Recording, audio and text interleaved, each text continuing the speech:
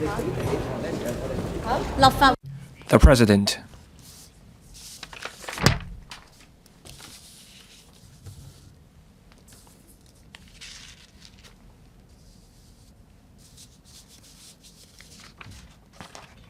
Questions. Question 1. Mr. Ambrose Lam.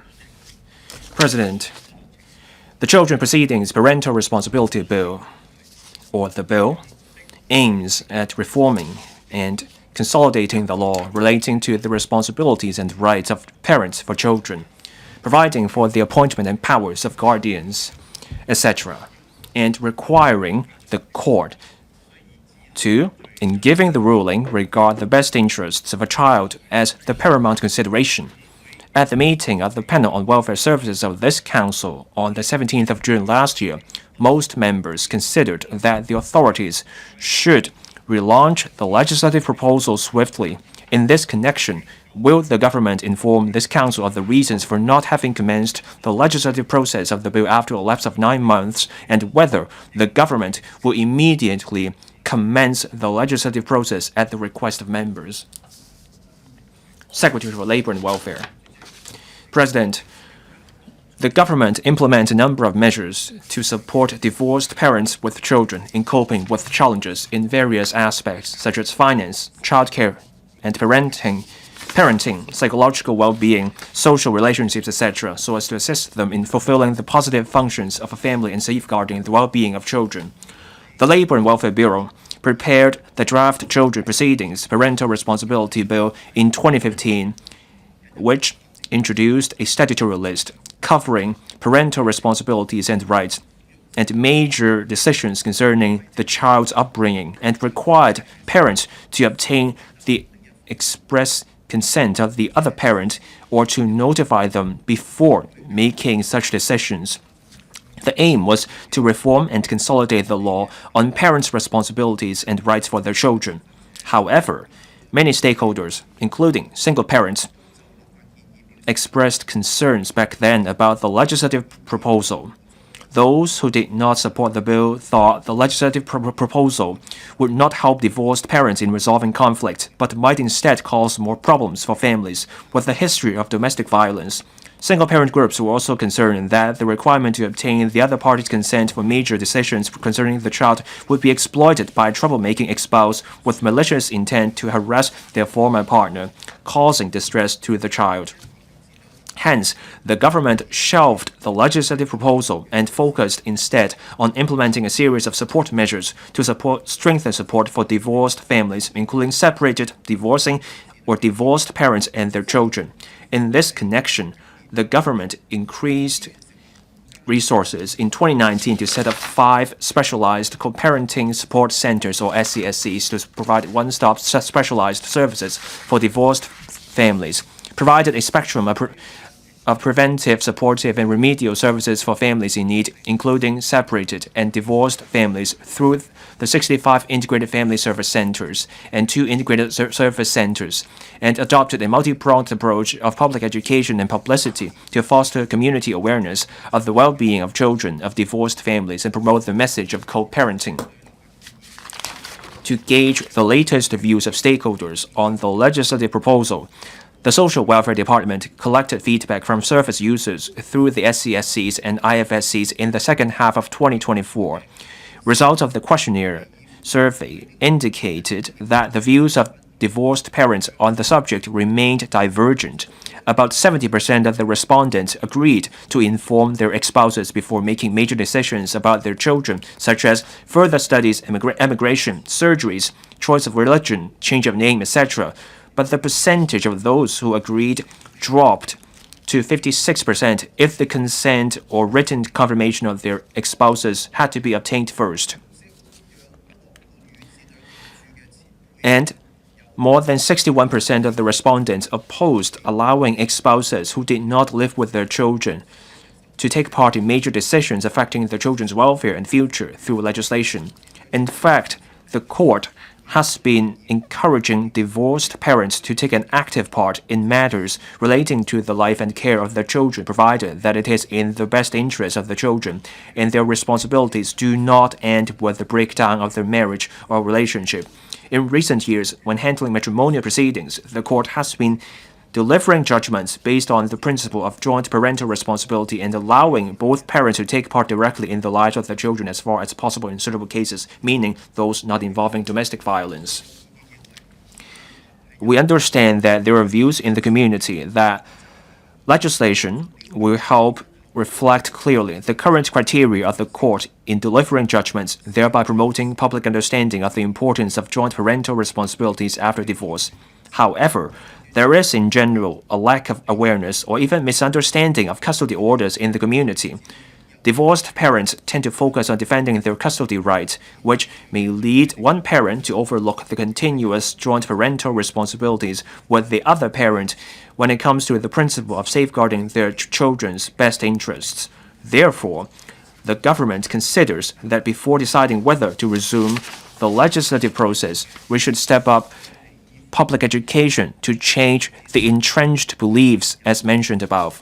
This will enable divorced parents to understand their joint responsibilities over their children instead of bringing unnecessary proceedings in fighting for the custody rights of the children, which would jeopardize the best interests of the children. As I pointed out at the meeting of the Panel on Welfare Services in November 2024, there may be different views on this legislation. Since single parents have clearly expressed their concerns about the bill, the government should not force the resumption of the legislative process. The government is willing to collaborate with the legal sector and non-governmental organizations specializing in supporting divorced families to explain the spirit and the merits of legislation to stakeholders. If the majority of stakeholders can overcome their deep-rooted concerns, the legislative process will naturally come to fruition, at the same time avoiding dispute in the community and preserving social harmony. In this connection, the LWB and the SWD plan to launch a new enhanced public education program next year to promote the concept of continuous joint responsibility of divorced parents for their children at various fronts of the community. This will include enabling single parents to fully understand the current criteria of the court's judgments on custody orders, easing their concerns about the legislative process. After rolling out the public education program for a period of time, the government will evaluate its success in embedding the concept of joint parental responsibility in the minds of divorced parents and then further consider whether the legislative proposal should be back on the agenda. Mr. Ambrose Lam. President, we have legislative members here. We all represent the public. Here, we discuss policies and make laws. This is about a bill protecting children. The legal sector, the education sector, and the welfare sector support this. Most members of the welfare panel supported resuming this legislative process. But then the government said, no consensus in the community yet. We have just heard from the government's reply that there was a questionnaire, and then there was opposition. And now, even worse, we have heard about stepping up public education to change the deep-rooted beliefs of divorced parents. I believe there can be many other reasons and excuses to delay the legislation. Such opposition, which comes in drips and drabs, does such opposition trump the views of the education, legal, and welfare sector? Does the opposition trump the best interests of children? Secretary for Labor and Welfare. I thank the member for his question. We should not pit the government against the community. We all agree that we should provide the best assistance for the well-being of divorced families and their children. This topic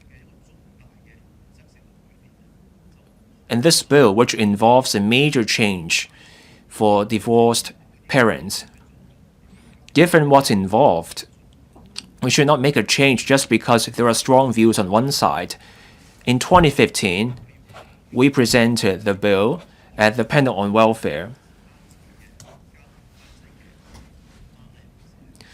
Single moms had strong views about this. They had grave concerns We have been working on this. The government committed resources. We set up the co-parenting resource centers. We want to do this one step at a time to allay stakeholders' concerns. When the concerns ease, there will be a better basis for the government to proceed with the legislation. We are not trying to drag things out. When there are people with grave concerns and we force through the legislation willy-nilly, is that good for social harmony, for the children of divorced families, and for those divorcing or divorced families? Are we doing any good for them? We should proceed with caution. Thank you. Mr. Scotland. Thank you, President. In this chamber, I cited examples. After a divorce, neither parent is willing to look after the child. Other relatives want the custody. But our legislation is holding them back because the parents are still living, so the relatives cannot secure the custody. I cited such examples. The secretary told us about education, to tell parents about their responsibilities. Public education, making or amending the law, will take time. There are current problems, just like what I cited. Those families are in distress. You cannot add a child to the public rental housing of a relative. And if this child needs to go on an exchange tour in the mainland, they have to apply to the SWD months in advance. They have to submit a plan. They have to take out insurance. Let's leave aside the logistics, whether that can be done. And we checked. The insurance premium can be in thousands of dollars, and that would be a significant burden on families. Before we can change the law and before we get the public education right, for specific cases, specific problems such as housing, leaving and re-entering Hong Kong, can the SWD work with other departments? Can we be more flexible with these specific cases to address their specific problems to make life easier for them? Secretary. I thank Mr. Scotland for his question.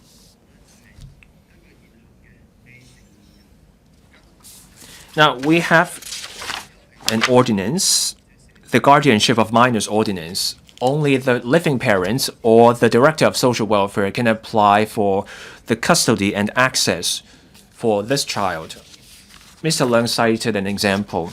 The parents are still living, but neither parent is doing their job, neither is fulfilling their responsibility. So what do we do?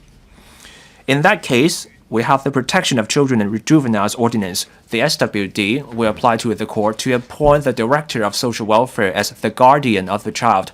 The director will be able to get in touch with the relatives of that child. If the relatives are willing, the director can appoint that relative as someone to look after the child. So there is an option under the existing law. It's convoluted indeed. First, you have to give the custody to the Director of Social Welfare, and then the director takes a look. The director gets in touch with, say, the grandparents of the child. If the director thinks the grandparents are fit and proper persons, the director can then give the child to the grandparents. So for this small number of cases, we're looking at ways available under the existing legislation to make life easier for such children. We will work on that. Ms. Lillian Kwok. Thank you, President. We've heard from the Secretary that in special cases, the SWD can make a difference. It would be great if it could work out. I've come across a case, a child stayed in homes before turning 18. It would be great if the SWD can fix the problem. My concern is about the guardian. We don't have an ordinance specifically on guardians. There are minors, they want to come to Hong Kong, but we don't have an ordinance on guardians, and then you need to apply to the court. We don't have an ordinance on guardians.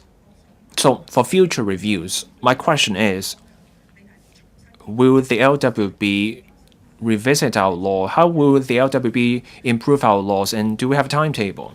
Secretary.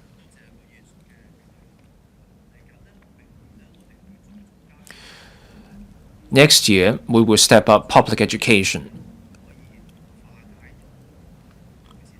The primary goal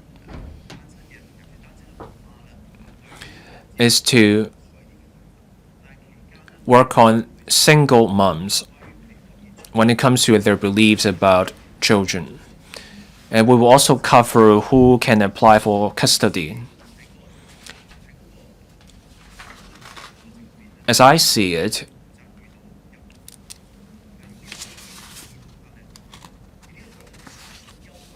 when you want to change the law to improve the arrangements, if that's possible, we should not just ditch that. We can start with the low-hanging fruit. Say you have both parents living but neither fulfilling their responsibility. Should the Director of Social Welfare be the only one who can apply for guardianship? Can we do something such that the grandparents or other relatives can also apply to the court for custody? We can explore this option. Enhancements like these may be something we can look at if there is consensus, so that for the small number of cases, they get an extra option so that we don't have to go to the Director of Social Welfare every time. Ms. Connie Lam. Thank you, President. The Secretary mentioned 5 co-parenting resource centers in 2022 to 23. The 5 centers handled only 575 cases, but there were almost 20,000 divorces. Not every divorced family has a child, but these centers fail to keep up with demand. We don't have a consensus on legislation, so is the government considering more resources for the co-parenting resource centers? Can we also introduce mandatory courses on parents when it comes for parenting? Can we also look at ways to improve recovery maintenance? These are ways to protect the well-being of children. Secretary. I thank Ms. Lam for her questions. For divorcing or divorced parents, we set up 5 co-parenting resource centers for those families. We also have 65 integrated family service centers. So it's not just the 5 centers. We also think about how we can provide greater support with the existing centers. As Ms. Lam pointed out, each year we get 20,000 divorces. In 2023, there were 20,621 divorces. That's quite a large number. In some cases, no support was needed, but in other cases, assistance was warranted. Support for parents is needed. Assistance for the child or children matters just as much. Ms. Eunice Yong. Now, on custody and access for children, now we have the joint parental responsibility and other options, but we should uphold the best interest of the child all the same. Now, there are different orders. Parents may wonder and they may worry that if there are so many court orders, more court proceedings may ensue.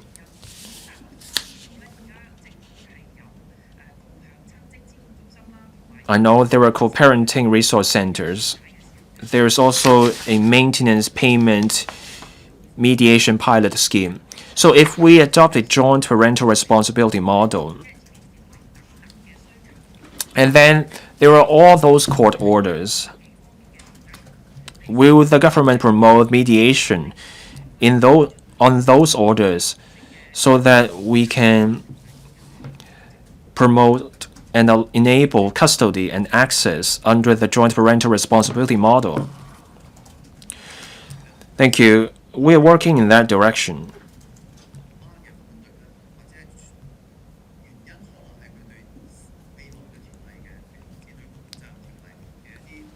The opposition to the legislation may come from the lack of understanding about the law. Now, we will work on that. We're not underestimating the challenge. There are many problems and conflicts to resolve. We will do what we can. We want to gradually ease their concerns, and that will put us in a better position to proceed. Dr. Tik Ji-yun.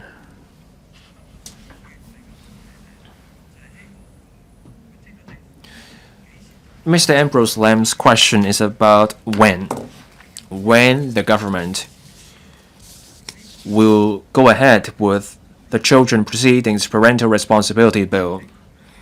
The Secretary's reply is clear.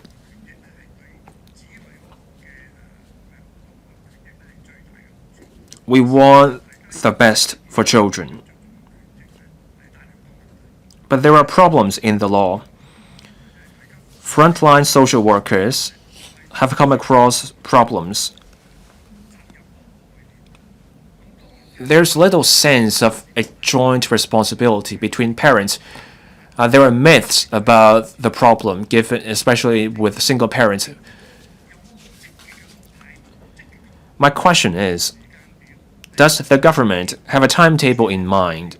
Does the government have goals in mind in addressing this lack of understanding? Do we have a timetable on when the government will explain its progress to LegCo? Secretary, the government does have plans. We're providing support, we're giving resources to step up public education. But I cannot commit to a timetable at this point.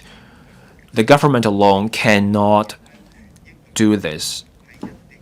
Given the huge change, we will need the stakeholders to accept a proposal before we have a basis for the legislation. Drafting the bill is not the hard part.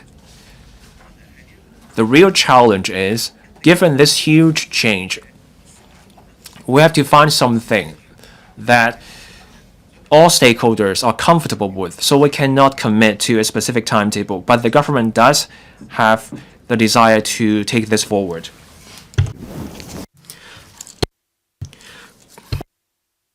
Question 2. Mr. Louis Long, President. The Tung North and Fanling North New Development Area NDA project is the first NDA project in the northern metropolis to enter the construction stage. The government invoked the relevant legislation in 2019 and 2024 successively for the resumption of private lots for implementing the development of the NDAs. In this connection, will the government inform this council 1. Of the number and hectare of private lands resumed so far? 2. Among the private lots resumed, of the respective numbers of lots for which compensation has been and has not yet been paid by the government to the landowners. And 3. Given that the government is required by the relevant legislation to pay the interest that shall be borne from the date of reversion of private lot to the government until the date of the compensation payment, whether it has estimated in respect of the private lots which have been resumed but for which compensation has not yet been paid, the total interest expenses to be involved in the payment of compensation by the government.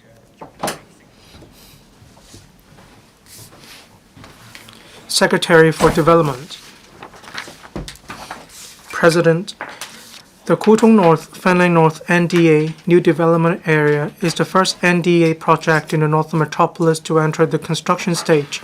It is being implemented in 2 phases where land has gradually been handed over for development. To implement the project, the government resumed privately owned land in 2019 and 2024 in phases in accordance with the Land Resumption Ordinance and other relevant ordinances, and is required by law to pay statutory compensation to landowners. As an alternative to statutory compensation, the government has introduced ex gratia compensation, which is administrative in nature and processed in a more simplified and speedier manner.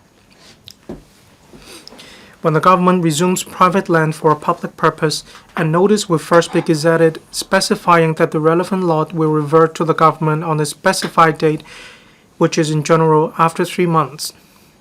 According to the present mechanism and performance pledge, the Lands Department will, within 4 weeks of gazetting the resumption notice, issue an ex gratia compensation offer to the landowner and mention that the relevant person may submit a claim for statutory compensation if the offer is not accepted.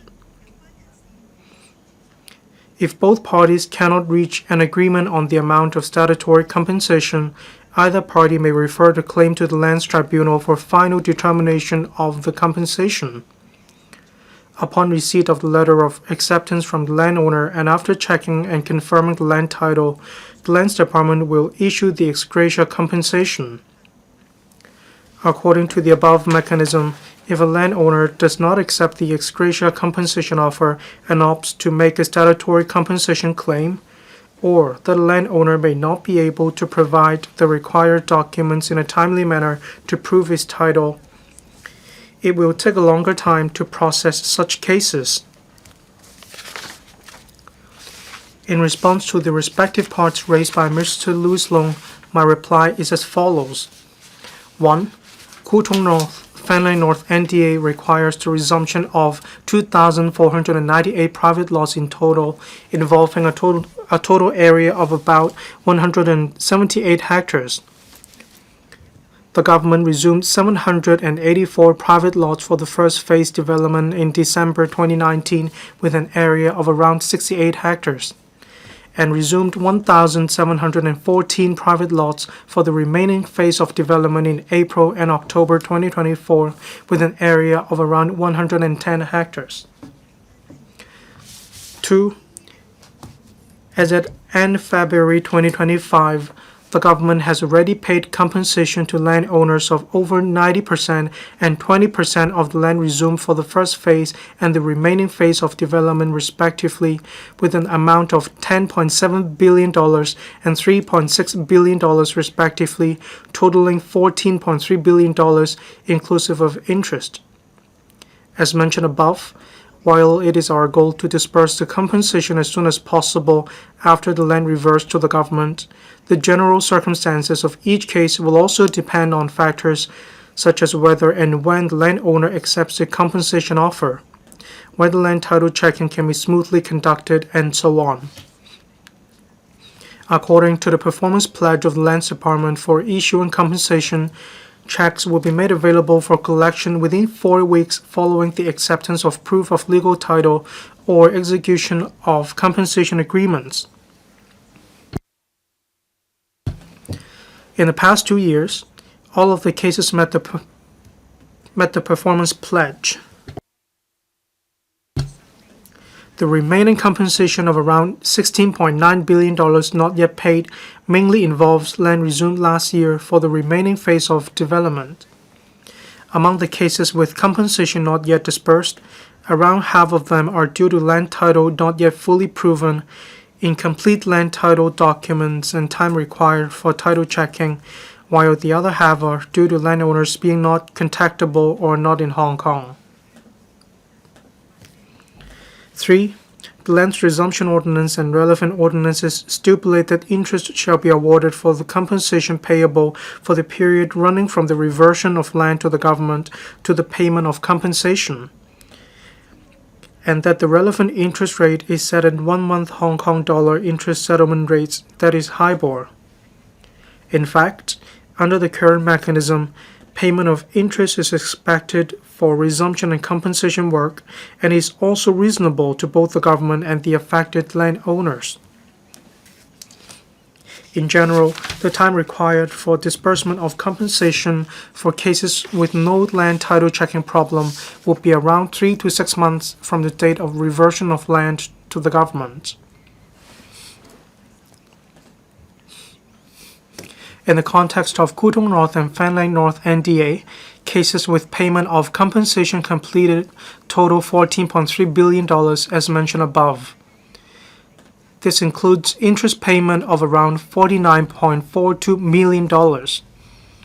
As the interest rate fluctuates and the processing time of each case differs, the government is unable to provide an estimate of the interest expense for the compensation amounts not yet paid. In order to speed up the processing of cases, the Lands Department has introduced a range of streamlining measures since November 2023 to enhance the clarity and transparency of the title checking processes, which will be further streamlined to enable compensation to be issued as early as possible to landowners who have accepted the compensation amount. Thank you, President. Mr. Louis Long. President, for the land titles that have not yet been fully proven and with incomplete land title documents, this is indeed a problem. I'm glad to learn from the Secretary that in November 2023, a range of measures were launched. The purpose was to enhance the clarity and transparency of the title checking processes. There will also be further streamlined measures. All these are desirable. In the industry, I learned from the industry that in 2024 April to now, it's been some 10 months or so for the second phase of land resumption. Some land titles supposedly didn't have any problems, say for in situ land exchange. It was just one step away from reaching a consensus on land premium, leading to land resumption in the end. As I understand, there are a few pieces of land with no land title checking problems, but then the landowners haven't yet received the compensation. So I'd like to hear from the Secretary how you will streamline the measures in the future. President, I thank Mr. Louis Long for his question. Mr. Louis Long mentioned a situation. This is exactly what happened in the NDA, and it is a not ideal situation where in situ land exchange is possible. Landowners can make such an application first. Afterwards, when a consensus on land premium isn't reached, it is only after that the government will resume the land. So in situ land exchange application, the government has supposedly checked land titles. If a consensus on the land premium could not be reached in the face of land resumption, land title checking doesn't have to be conducted yet again.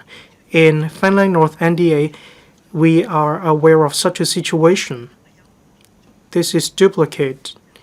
That is because the application was processed by different teams or different units in the government. We have taken stock of the experience. So in situ land exchange applications, when land title checking has been done, it won't have to be done yet again. Regarding streamlined measures, we expect to launch them in the not too distant future. A landowner may possess a few pieces of land. The current practice is that all land titles will be checked before compensation will be dispersed to the landowner. Well, we can actually disperse the compensation for one piece of land after the other, and this will be done very soon by the department. As I understand, some measures are still being drawn up. In due course, we will announce the streamlined measures. Mr. Kenneth Lau, will I declare my family members have pieces of land in the relevant district? At the end of December 2023, in situ land exchange applications threshold were relaxed. I'd like to know in Tung North and Fanling North NDAs, how many pieces of land apply for in situ land exchange applications successfully? How much was involved in relation to the compensation? How many pieces of land could not reach the consensus on in situ land exchange, leading to resumption of land eventually? Well, Mr. Kenneth Lau, you have already asked your question. President, Mr. Kenneth Lau asked questions about concrete information. I don't have information at hand in relation to the question asked by Mr. Kenneth Lau. But if my memory serves me correctly, not all in situ land exchange applications succeeded. There were some successful cases. However, for some pieces of land, in the end, a consensus on the land premium could not be reached. Therefore, the government had to resort to the ordinance to resume land. Mr. Jeffrey Lam. Thank you, President. The public coffers are in the red. Does the administration have better methods to take forward the Tung North and Fanling North NDA project? Will the government consider introducing flexible mechanisms to incentivize landowners to take part in the project? Land exchange may not have to take place in the same district, or bonds could be issued to compensate landowners in order to ease the pressure on the cash flow of the administration. Thank you, President. Apart from invoking legislation to resume land, the government want to encourage and facilitate landowners of private land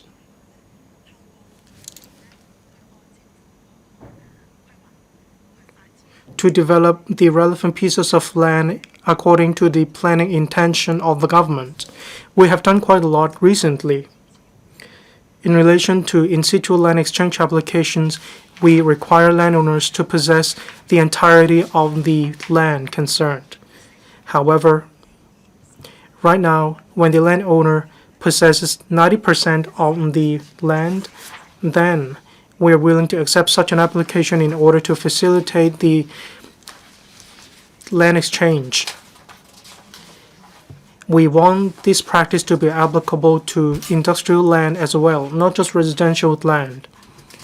We are exploring another measure.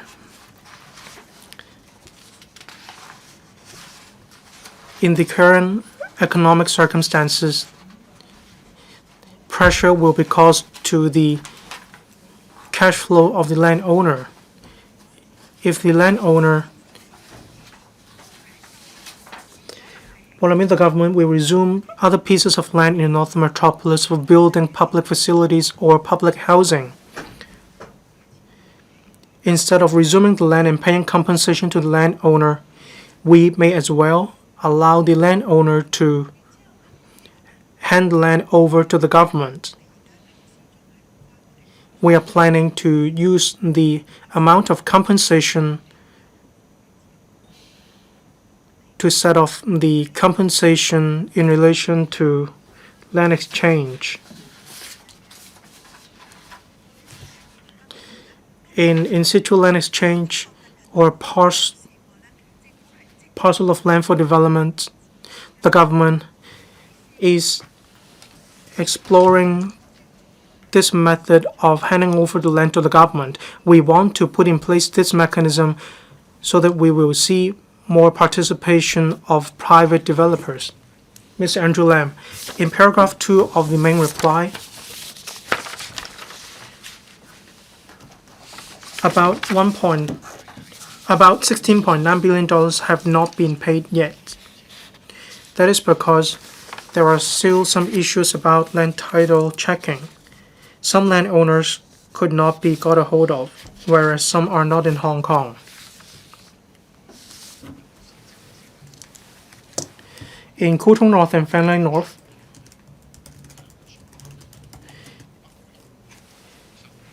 if the procedures could be conducted smoothly, we will be able to expedite the development of the North Metropolis.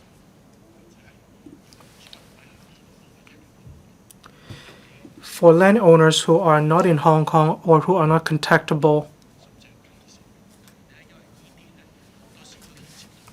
how many of them are related to mortgage or succession? Usually these will be handled by the court and they will take quite a long time. These will cause hiccups in the process. Even if people want to apply for land exchange, it may still not be possible. What plans does the government have to expedite the handling of such cases. In relation to Tung North and Fanling North, as I mentioned, around half of the cases in which compensation hasn't been paid yet are due to the fact that landowners are not contactable or they are not in Hong Kong. We cannot get a hold of these landowners. That's why we could not pay the compensation to them yet. Member mentioned difficulty we run into often. Some mortgages were started a long time ago.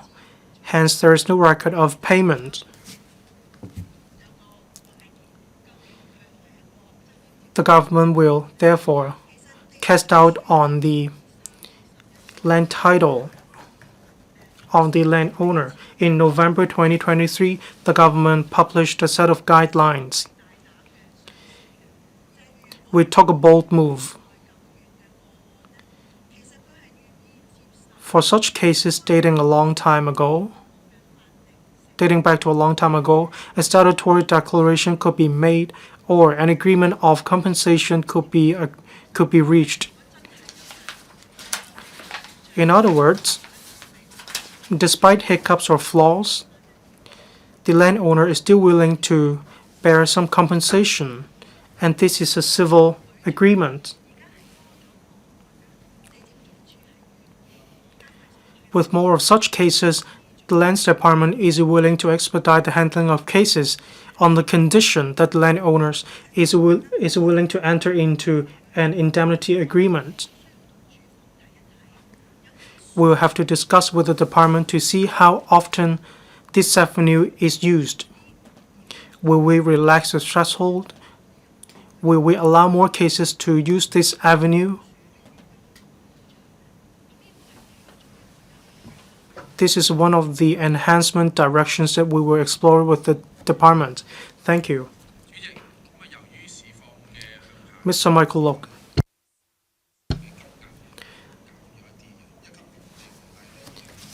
In 2022, $1,510 for agricultural land to about $1,070, and a decrease of about 30%.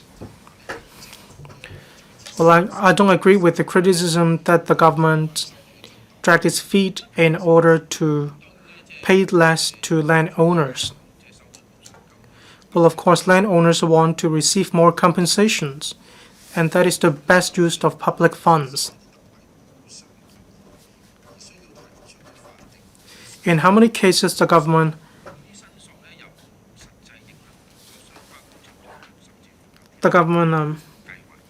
has to pay ex gratia allowance EGA?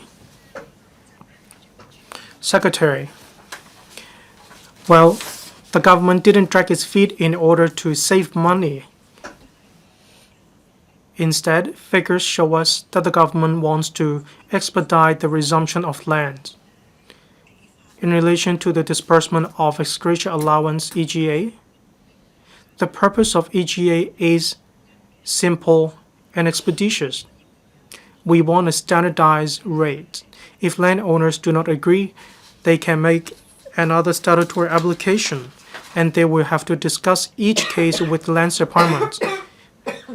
If a consensus cannot be reached, the case will be taken to the Lands Tribunal. As I understand, considering all the land resumption cases in the NT New Territories, a little more than 10% opted for statutory compensation. In other words, the vast majority of the landowners accepted EGA in lieu of statutory compensation. That is because it is convenient and simple. In relation to the gist of the question, that is Tung North and Fanling North, figures show us only 3% of the landowners concerned opted for statutory compensation. In other words, more than 90% of the landowners chose EGA. Thank you, President. Question number 3, Mr. Rock CHEN. It has been reported that in the first half of last year, a total of 14 listed companies in Hong Kong announced that they would be delisted, with the company's market capitalization reaching as high as $60 billion. Including some relatively renowned enterprises to be delisted through privatization.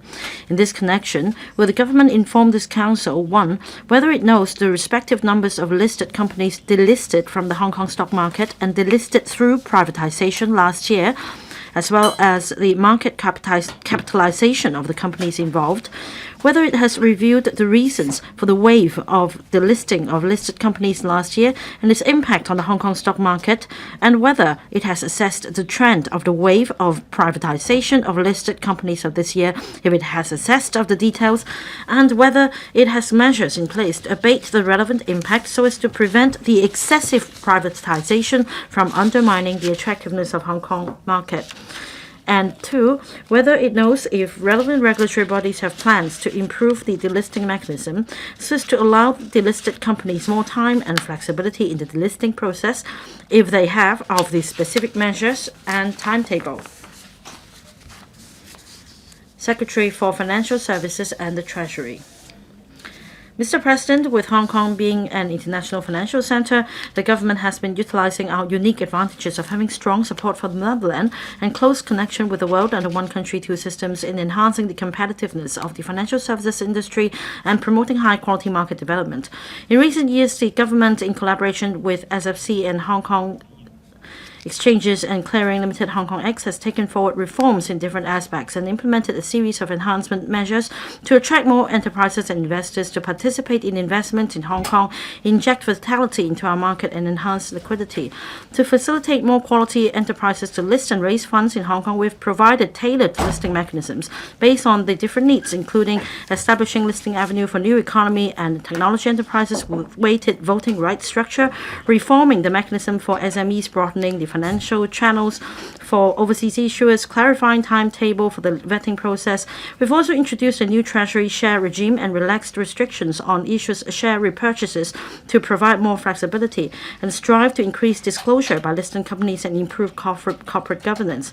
To enhance the efficiency of the mechanism, we've implemented severe weather trading and conducted a review on reduction of minimum price spread and are advancing preparatory work for the uncertificated securities market regime to lay a solid foundation for further opening up new markets and attracting new capital. As our country's economy demonstrates resilience with breakthroughs in key technologies, the enhancement measures for the market begin to bear fruit. Last year, the trading volume of securities market hit new highs, with the total market capitalization increased by 14% year-on-year, and the average daily turnover surged by close to 30% year-on-year. Hong Kong was one of the world's 4 largest IPO markets, welcoming listings of 71 companies within the year, with over $87 billion of IPO funds raised, up nearly 90%. As of February this year, Hong Kong X was processing over 100 listing applications, demonstrating increasing confidence of companies in the Hong Kong market. In consultation with the SFC and Hong Kong X, my reply to the 2 parts of the question is as follows. 1. In 2024, there were 32 and 16 companies whose listing was cancelled pursuant to the delisting procedures under the listing rules or delisted through privatization, with market capitalization of approximately 17.7 billion Hong Kong dollars and $122.6 billion respectively. Over the past 5 years, the average number of companies that were delisted through privatization was 21. Apart from the 16 companies in 2024, the number of companies delisted through privatization from 2020 to 23 were 26, 30, 17, and 14 respectively. The number of companies delisted through privatization accounted for less than 1% of the total number, and there was no upward trend. During the same period, the number of newly listed companies on Hong Kong X was 118 on average. The impact of the listing through privatization on the overall market is not significant. The reasons of privatization vary. For example, a company's major shareholders or management may, through privatization, prevent a takeover, maintain control over the company, and avoid outside influence on the company. As an internationally aligned securities market, the SFC and Hong Kong X will continue to provide a fair fair and transparent acquisition and privatization mechanism in accordance with the relevant provisions of the Code on Takeovers and Mergers and Share Buybacks and the listing rules in order to facilitate listed companies to choose different paths for corporate development based on their own operational needs. 2. As regards the delisting mechanism, in accordance with the relevant provisions of the listing rules, Hong Kong X may cancel the listing of securities of main board companies that have been suspended for 18 consecutive months or securities of GEM companies that have been suspended for 12 consecutive months. The reasons for suspension include insufficient public float of the issuer's securities, the issuer does not have sufficient business operations, or does not have assets of sufficient value to support its operations. The issuer has not published its results in accordance with the relevant requirements under the listing rules, or the issuer or its business is no longer suitable for listing. Hong Kong X in general will provide guidance on resumption of trading within 3 months and will give listed issuers sufficient time to address relevant matters and follow up. Generally speaking, when handling cases on resumption, Hong Kong X will make an assessment based on specific facts and circumstances. For example, when assessing the issuer's business, Hong Kong X will consider the issuer's business operation model, business scale and performance, source of funds, customer base size and type, internal control mechanism, etc. It will also make reference to the practices and standards of the relevant industry.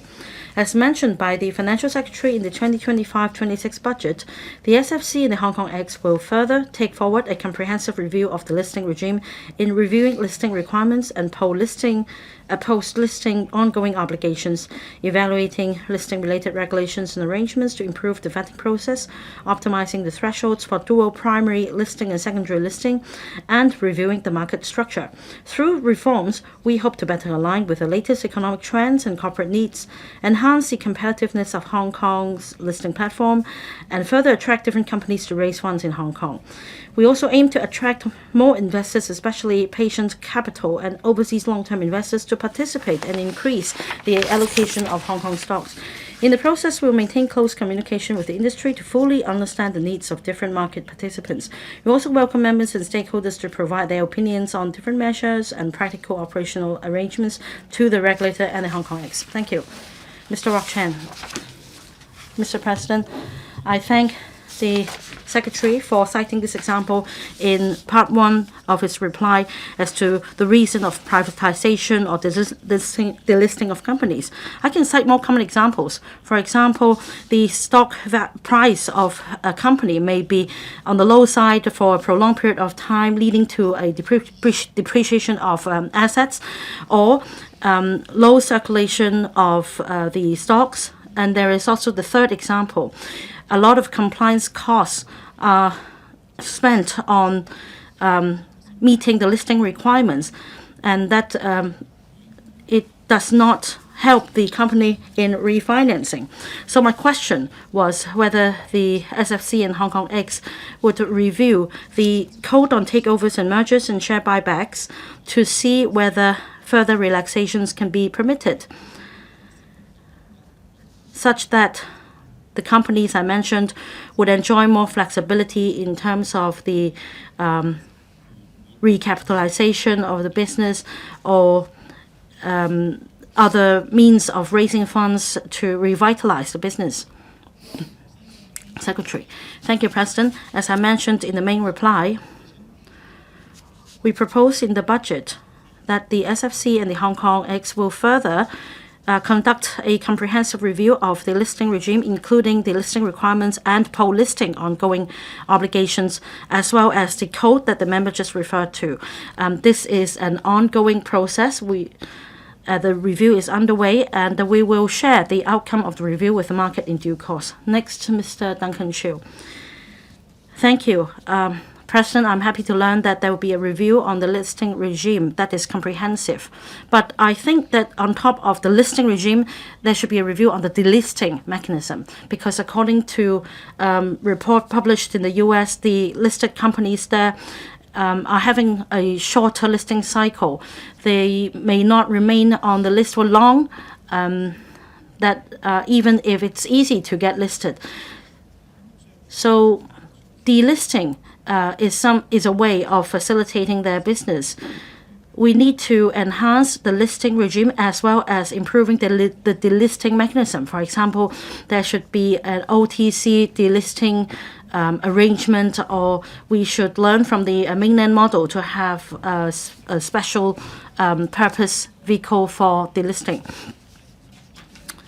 Mr. President, now the objective of the delisting mechanism is very clear. Apart from paying attention to the depth and breadth of the market, we also place equal emphasis on the quality of issuers. Now, according to the mechanism, we follow the continuing listing criteria, and that issuers that are no longer meeting our requirements should be suspended, and that action should be taken by the issuer to resume trading so as to ensure fair and orderly trading in our market. Well, after conducting extensive consultation in the market, we introduced this delisting mechanism. Now, the second point is that as we enjoy high longevity, our economic cycles are getting shorter. So that also applies to the trend of financing. That means apart from suspension, we also need to provide greater flexibility in the resumption of trading that follows or cancellation of listing. And this is something we'll consider in the review. Now, according to statistics, we have been doing enough on helping the stocks that have been suspended for a long time. Between 2018 and 2024, for stocks that have suspended its trading for 3 months, they gradually resumed trading, and the number of such companies have been on the rise. So that means after suspension of trading, there may be new investors that may be interested in joining their business, and in that case, we have the mechanism to allow resumption of trading. For example, in 2024, 40 such companies were able to meet the listing requirements during the remedial period, and that the trading was resumed. And that accounts for 60% of all stocks suspended. So we need to consider not only the suspension aspect, but also the whole chain. That means whether they are fulfilling the ongoing obligations to resume trading and what has been done to help them resume trading, as well as other follow-on measures. And all these will be included in our comprehensive review. Next, Mr. Edmund Wong. President, well, we mentioned insufficient public float or turnover leading to suspension of these companies. Well, the Secretary mentioned 60% of them resumed trading ultimately. But then the problem lies with low evaluation of the stock value. I understand that a task force will be set up. So my question for the administration is whether there will be any new proposals. Secretary. Mr. President, I'm afraid I cannot agree with the member about market evaluation. Let me turn to some figures. Last year, the average daily turnover increased by about 30%. And at the end of February, the average turnover increased to $220 billion. That's up by 70% year on year. So in terms of our comparison with the base figures, you will find that there is significant improvement. Now, going back to the working group on enhancing market liquidity as proposed in the budget, they discuss different proposals, and once the proposals are ready, they will be rolled out. Let me give some examples. As set out in the main reply, we have introduced the mechanism to maintain trading under severe weather, and this is introduced upon recommendation of the working group. The other point is about the treasury share regime. We did not allow a lot of flexibility in the repurchase of treasury share arrangements. With the support of LegCo members, we are now able to put in place these arrangements for companies registered in Hong Kong so that there is greater flexibility in terms of repurchase and custody of shares. And we'll continue to consider other proposals and that they will be rolled out by the end of the year once they are ready. Mr. Tan Yue-heng, I need to declare that I am chair of a listed company. Now, according to the secretary, in 2024,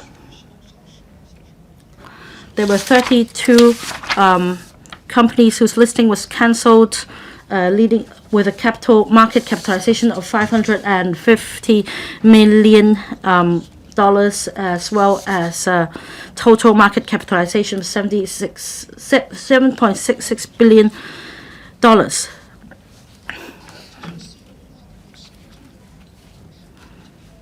Now, for companies delisted through privatization, their quality might be better.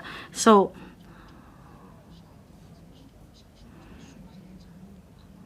if we consider the whole picture, there might be more companies whose listing was cancelled than companies who were delisted through privatization. So my question is on whether a delisting mechanism would be put in place for companies involved in cancellation of listing. At the macro level, be it listing, cancellation of listing or delisting, these are all fundraising tools commonly found in markets. So what is important is that our requirements are met to protect investors. For example, in terms of resumption of trading, in 2018, we consulted the sector about a mechanism for resumption of trading to shorten the period of suspension and ways to urge the issuers to take action as quickly as possible to resume trading so as to enhance transparency. So from the Hong Kong X or the market's perspective, our goal is to allow market to exercise its function, and for companies that can meet our requirement, that are of quality, they can come and get listed in Hong Kong. They may also choose to suspend trading or get delisted through privatization. We take a very pragmatic approach. It's a rule-based approach. So from this perspective, I believe that we will continue to maintain quality of the market and maintain the breadth and depth of the market. Mr. Robert Lee. Thank you, President. I declare that I am a director of a listed company. I'm also involved in the business of the market. Well, I believe that market sentiment continues to improve, be it the Hang Seng Index and the IPO listings. Things are on the bright side. While in the normal operation of companies in the market, there may be privatization and M&A exercises. Under the current mechanism, there is a differential treatment for the stocks on main board and GEM board. Now, there are enhancement measures for the GEM board, for example, in terms of transfer of shares and quarterly reporting requirement. They have been relaxed. However, small and medium-sized applicants fail to benefit from the enhancement measures. They don't benefit from this new round of IPO listings. So my question is whether there are ways for the Hong Kong X to help the small and medium-sized issuers as well as their sponsors so as to improve the current situation. Secretary. Thank you. Let me turn to some figures again. After reforming the GEM board last year, there were 3 listings on GEM board. But apart from GEM, We'd also like to make sure that there is a continuous liquidity in the securities market that will spark the interest of potential issuers. From the market's perspective, our goal, or what we want to achieve, is that despite their capability and backgrounds, different issues will be able to raise funds through our mechanisms. Now, we also have different requirements for main board and the GEM board, and we publicize our requirements to potential issuers. We let them know that our market can cater for the needs of different issuers, of different backgrounds and capabilities. Now, as I mentioned, 3 entities listed in GEM board in 2024. So this definitely will involve professionals in the financial services and the legal sector to help in the fundraising process. At the same time, these professionals will be able to grasp the development opportunities. Mr. So Chang-wing, the Hong Kong stock market has had a low market evaluation for quite some time. It's lower than the US and the Japanese market, and it's even lower than the Indian market. Despite a rally early this year, the assets of many companies still experience major depreciation. That undermines the attractiveness of these stocks. If delisting through privatization becomes a trend, this will definitely impact on investors in the long term, and this will also interfere with market activities involving individual investors. So will the government enhance the mechanism to prevent major players from resorting to delisting through privatization that could undermine the fairness of the market? Now, let me cite some figures. In the past 5 years, the number of companies delisted through privatization actually dropped. It accounted for only a small number of the total. On the other hand, we have more new listings. That shows that Hong Kong is still a very attractive listing platform. Second, as mentioned by the member, for post-listing obligations such as merger and acquisition, as well as other requirements, these will be covered in our upcoming comprehensive review. Our goal is to ensure quality in the market on a continuous basis for investors and participants. Question 4, Honourable Paul Day. President, it's been reported that at the Kai Tak Sports Park grand opening ceremony, some people who claim to be insiders charge $1,000 per person to take people without tickets to enter the venue through the back door, and they even claim that there are ways to take reporters to venues of other activities without tickets. Later, at a World Snooker Grand Prix 2025 held in the park, the word curfew appeared on the screen of the venue before the end of the competition, requesting the audience to leave. Foreign media reported the incident, and foreign contestants also thought that there was a curfew in Hong Kong. There are views that the incident has tarnished Hong Kong's international image.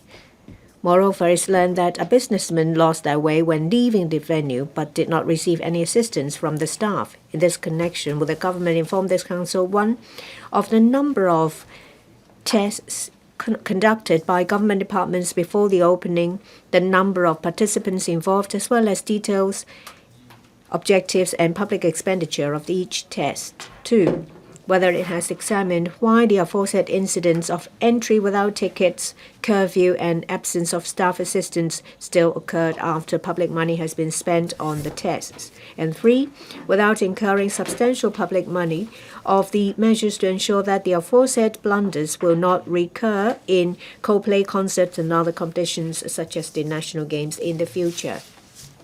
Secretary for Culture, Sports and Tourism. President, being the largest sports infrastructure project in Hong Kong's history, the Kai Tak Sports Park, the park will boost sports development and inject impetus into related industries such as creation, entertainment, and tourism and mega-event economy. The park provides Hong Kong with the largest and state-of-the-art venues, including a 50,000-seat Kai Tak Stadium, a 10,000-seat Kai Tak Arena, and a 5,000-seat Kai Tak Youth Sports Ground. With its official opening on the 1st of March, the park becomes a new hub for major sports and entertainment events, creating favorable conditions for further promoting the mega-event economy. A series of mega-events are scheduled at the park, including the Hong Kong Sevens at the end of this month, followed by concerts of bands and singers renowned in Asia and around the world at the stadium. Competition events of the 15th National Games, 12th National Games for PWDs, and 9th National Special Olympic Games will also be held at the end of this year. The mega sports and entertainment events will bring to the audience an exciting experience. My consolidated reply to the question is as follows. Since late October last year and till February this year, the government and the Kai Tak Sports Park Limited, the operator, conducted almost 20 test events and stress tests of different nature and scale across the 3 venues in a gradual and orderly approach, with a view to evaluating different operation and contingency arrangements to prepare for the official opening. Both sports and non-sport test events were done in the 3 venues with particular objectives, allowing departments, the operator, and all participating parties to familiar with the preparatory work of the hardware, software of the park, such as entry and exit arrangements, transportation, stage setup, and backstage facilities, etc. In addition, to assess the maximum capacity of the park and better understand the patterns of spectator flow after its full opening, the government organized 5 large-scale stress tests involving civil servants, district personalities, youth groups, and stakeholders of the operator. Two were stress tests with 63,000 participants each and one with about 50,000 participants. The costs of these tests were covered by the construction cost of the park, recurrent expenditure of the CSTB, and other participating departments, and hence cannot be quantified separately. The operator is responsible for the day-to-day operation of the park after its opening. It has the duty to oversee the security, optimize operational arrangement, as well as maintaining close liaison and coordination with event organizers to ensure a pleasant experience. The operator and event organizer attach high importance to security checks and ticket verification. With respect to reports of suspected unauthorized entry, the operator has checked its records and referred the case to law enforcement agencies for follow-up. We note that signage within the precinct and training for frontline staff have been improving during the tests over the past months, which will be further enhanced taking into account the needs of different venues upon commissioning so as to provide the best assistance.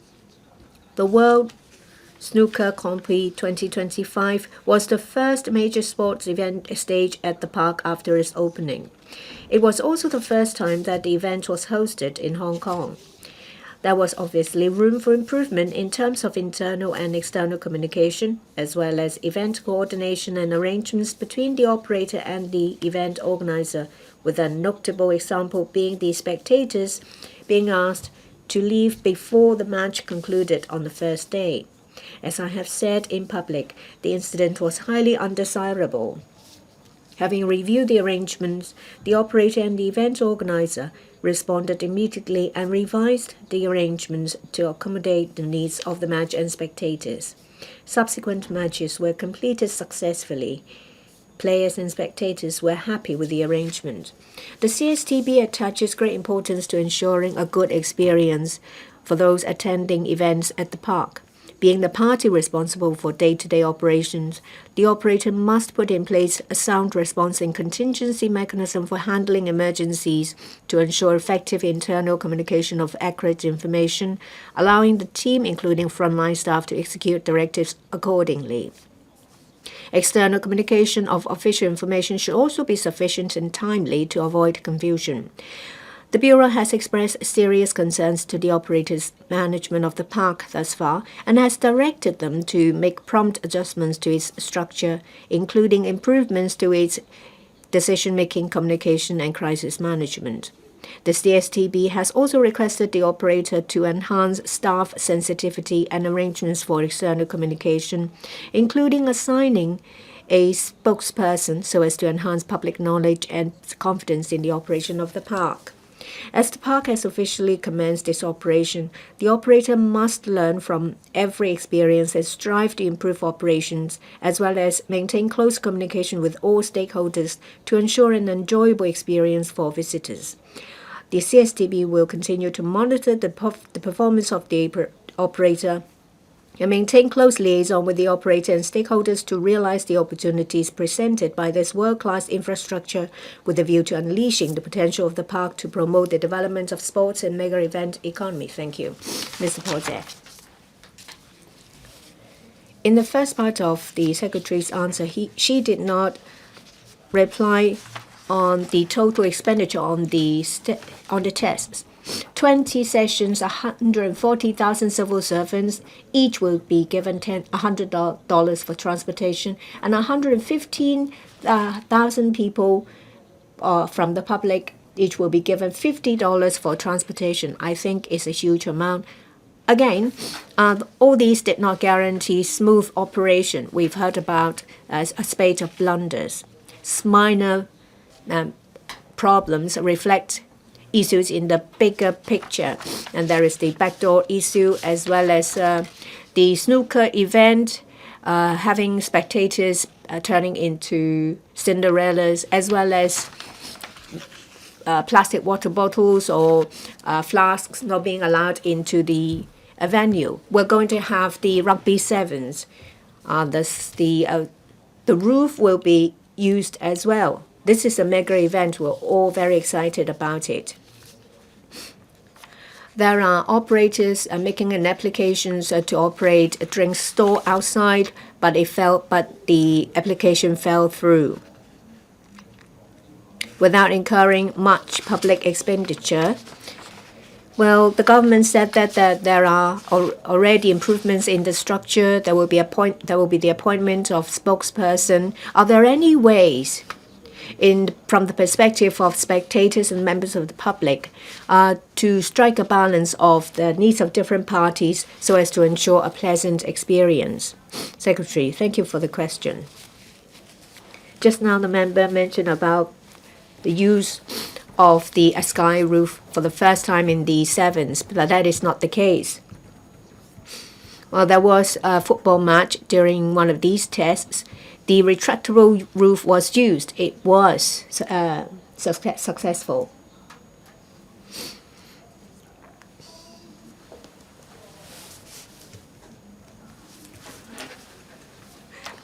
During the rugby sevens over the 3 days, there will be various activities enhancing visitor experience.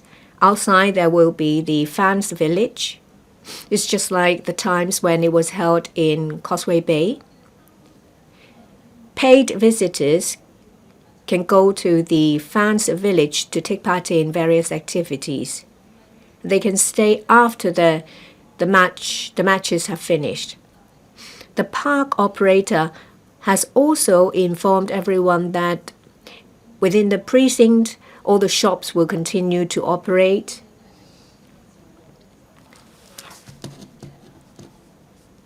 I understand that there are over 28 stores selling food and drinks. After the matches have finished, spectators can stay to enjoy food and drink. The member mentioned about additional operations of entertainment, food and drink. Of course, I respect these prospective operators. They have their commercial consideration. Well, if the reason was that there was not enough time to process the applications, well, I asked my staff members. They have not received the application in question. And if it is a rushed event, the application being made within the same day, will it be rejected? That is not necessarily the case, because we want to remove barriers and we will do our best to accommodate and provide assistance. Mr. Kit Young, from the tests to the operation with the coordinated efforts of government departments, the overall operation of the park is smooth. I give my recognition to all these parties. It is a new venue. It takes time to resolve the teething problems. I'm sure the operator will learn from the experience to improve. I believe that the government will put in place contingency plans to ensure the successful operation of the park. In the Hong Kong Stadium, concerts will easily last past midnight. I'm sure that this will occur in the stadium as well. The exit of 50,000 people will rely heavily on train services, but train service stops shortly after midnight. Will there be other alternatives, say for example feeder buses to take spectators to, say, land boundary control points? Are there similar plans in place? If so, please give me the details. Well, for the tests, and 2 involving 60,000 participants and 1 involving 50,000 people, the objectives were to test the crowd exit management and arrangements. It's not just the Kai Tak Park. Of course, at other venues, there are also occasions of overrunning. These occasions are not frequent, but they do occur. I have mentioned in an interview about these cases as well. In a concert, it may last longer, and the time management is more difficult compared to a match. So we'll talk to organizers. If the concert may last long, perhaps they will consider pushing forward the start time to take into account the needs for spectators to get home. We have conducted a number of tests. We have asked for special service from the MTR. There are feeder buses, additional services to different parts of Hong Kong, say for example NT Northwest. If there is a need to accommodate spectators going to border control points, if there is a need, we will make special arrangements. We have learned from the experience. Of course, we have passed on our directives to the operator of what we want to be put in place. We ask the operator to put in place contingency plans. If they require assistance from government departments, say the CSTB, or arrangements relating to transportation, we will help. Announcements will be made to spectators so that they will be duly notified. Mr. Bill Tang, this is a world-class infrastructure attracting a lot of attention. We've gone through a number of tests and events. I hope that we will offer a world-class service with world-class value. It is from my constituency, so we do have expectations of this venue. I want to ask if this venue will bring world-class benefits. It is said in the budget that there will be additional resources to support cruise service, say for example the increased number of port calls, number of overnight calls, to provide more concessions to cruise liner companies to attract more cruise ships to come to Hong Kong. This is under your portfolio as well. Will the administration coordinate the park and the cruise terminal to create synergy? I think your question has deviated from the main question. Anyway, Secretary, anything to add? A quick reply to the member's question. Of course, regarding the Kai Tak Sports Park, the more spectators and visitors, the merrier. In terms of the cruise terminal, we would like to provide better experience of visitors coming via cruise ships. So these two matters are similar in nature. Overseas visitors, whether they are from the cruise ships, will receive arrangements to visit the sports park. The park itself is beautiful. There are many shops, eateries, and beautiful landscape features. So this is an attractive point to get more cruise ships to come to Hong Kong. Perhaps if we know that there are cruise ships coming to Hong Kong, we'll make arrangements for visitors to visit the park. We have had similar arrangements. Cruise ship visitors are arranged to attend the Wine and Dine Festival. Mr. Michael Tian. Requiring spectators to leave before the end of the game is disastrous. There are other similar blunders as well. Well, there is there are a number of incidents. On the 12th of March, the Secretary said that there will be a spokesman appointed. However, the CEO of the sports park talked about a different version, and then government departments come up with another different version. Seems that many different people have many different versions of the stories. This a mystery. The CE said that it was not desirable, so there will be a contingency mechanism, spokesman a mechanism, as well as other changes. In 9 days, there will be the rugby sevens taking place at the park. According to Murphy's Law, problems will happen. So can you give me more details about the contingency plan as well as the spokesperson appointment? Without the details, we probably see more problems. Of course, we will keep the risks to a minimum, but it is impossible to minimize the risk to zero. We have forwarded our directives to the operator. They are actively looking for a spokesperson. They will indeed put in place this mechanism. I expect that before, during, and after Rugby Sevens, there will be proper information dissemination from the operator.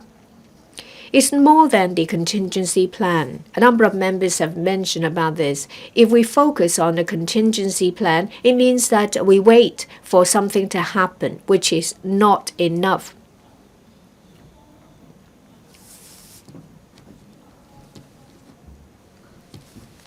All the planning involves the operator and the organizer, which is the rugby union. In addition, there are government departments involved as well. It's just like past events in the Hong Kong Stadium. Different parties, the operator, the organizers and government departments will have to work hand in hand. This is no exception. On top of that, this is a new venue. We need enhanced communications. The CSTB is the Policy Bureau. We have the Sports Commissioner, Permanent Secretaries, and I myself are all involved. We have been in close communication with the operator. We want the Rugby Sevens to be a successful event. Question 5, Mr. Lam Chun-sing. President, according to the definition of locals by the Education Bureau for the purpose of admission to post-secondary programs, Students holding dependent visa or entry permit who were below 18 years old when they were first issued with such visa or entry permit by the Immigration Department are also defined as local students. There are views that the definition is too loose, which may affect the fairness of competition for places and the accurate use of resources by the UGC University Grants Committee. In this connection, will the government inform this council, 1, of the number of persons aged between 12 and 17 who were admitted to Hong Kong as dependents under various talent admission schemes in each of the past 3 years and so far this year, together with a breakdown by age. 2, whether it will collect data on whether students admitted to UGC-funded programs through the JUPAS, Joint University Programs Admission System, are holders of dependent visas and consider introducing a tiered system of tuition fees for UGC-funded bachelor's degree programs under which local students with dependent visas will be charged higher tuition fees. If so, of the details, if not, the reasons for that. And 3, as it has been learned that the Education Bureau has indicated earlier that it is reviewing the definition of local students for the purpose of admission to post-secondary institutions of the current progress of the relevant work. Secretary for Education. President. Hong Kong possesses a sound education infrastructure and diversified and quality basic education, and the quality of teaching and learning ranks high in a number of international rankings. Coupled with highly internationalized and diversified post-secondary education, education in Hong Kong is highly attractive. The 8 UGC-funded universities provide 15,000 first-year, first-degree FYFD places for local students each year, and local senior secondary school graduates may apply for admission to publicly funded degree programs through the JUPAS and the non-JUPAS route. As for non-local students, at present, institutions may admit non-local students up to 40% by way of over-enrollment. All institutions follow the principles of fairness and meritocracy in selecting and admitting students in accordance with established mechanisms and procedures. Under the prevailing arrangements for student admission, students who are dependent visa or entry permit holders who were below 18 years old when first issued with such visa or entry permit by the Immigration Department are classified as local students. There have been recent concerns that if the holders of the aforesaid dependent visas have never come to Hong Kong to study or live, but as local students on the basis of their dependent visas alone are allowed to enroll in the subsidized places of UGC-funded universities and enjoy university fee subsidies, the fairness of competition for the places and the targeted use of public funds will be affected. In this connection, the government is conducting a comprehensive review of the relevant arrangements and considering various feasible options in a holistic manner to optimize the use of public resources and address the concerns of the community. The consolidated reply is as follows. 1. The government has since the end of 2022 implemented a series of initiatives to attract talents, including the Top Talent Pass Scheme, TTPS. From the end of December 2022 to the end of February this year, more than 450,000 applications were received under the various talent admission schemes, of which more than 290,000 were approved.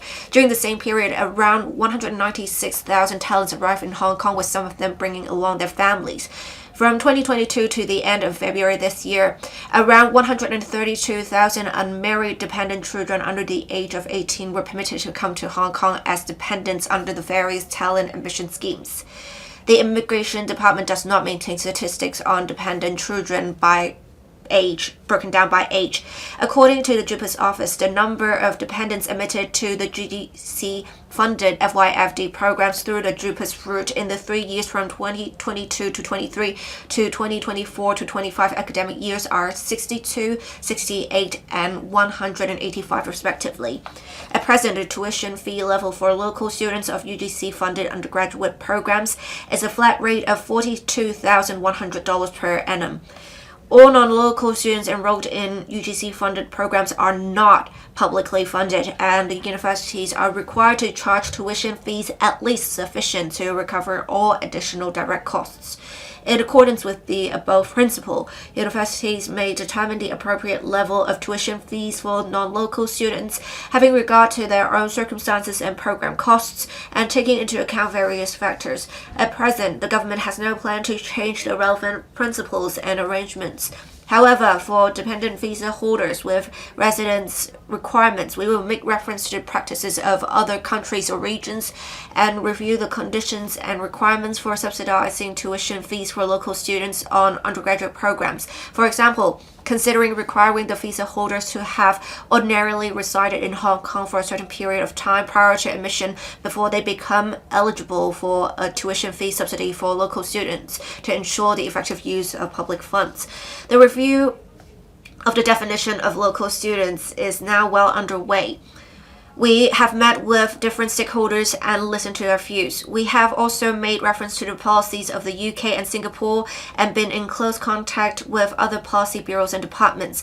We are consolidating views from various parties, conducting an in-depth examination and carefully assessing the feasibility of different options and their implementation details, having regard to their impact on the attractiveness of various talent admission schemes, tertiary institutions, arrangements for student admission and entry restrictions for overseas persons.